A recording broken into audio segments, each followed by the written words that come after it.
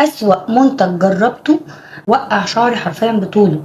انا عماله اقول انا عملت ايه غلط، طب هو عندي نقص فيتامينز، عملت تحاليل، كل ده مش في دماغي اطلاقا ان الشامبو والكونديشنر دول هم سبب الكارثه اللي حصلت لي. بعد التحاليل وبعد ما وقفت كل اللي بستخدمه عشان اعرف هو فيه ايه بالظبط، عرفت ان البرودكت ده هو سبب انه بيوقع شعر بطوله. وعلى فكره ده مش كلامي لوحدي، ممكن ناس تتفق معايا او تختلف في الراي، بس في ناس كتير قوي اجمعت فعلا ان هو بيوقع الشعر. الاديشن الجديد بتاع لوريال، الشامبو والكونديشنر اسوأ حاجه ممكن تجربيها، ارجوكوا ما حدش يحاول يجربه. طبعا بما ان انا بجرب حاجات كتير عشان اعمل عنها ريفيوز او اشوف ايه الافضل واكلمكم عنه، فطبعا جربته بما ان الريفيوز بتاعته كانت رائعه. حتى سيرم الشعر بتاع المجموعه دي مش افكتيف قوي، ما بيعملش اي ترطيب للشعر، كانك ما حطيش اي حاجه على شعرك.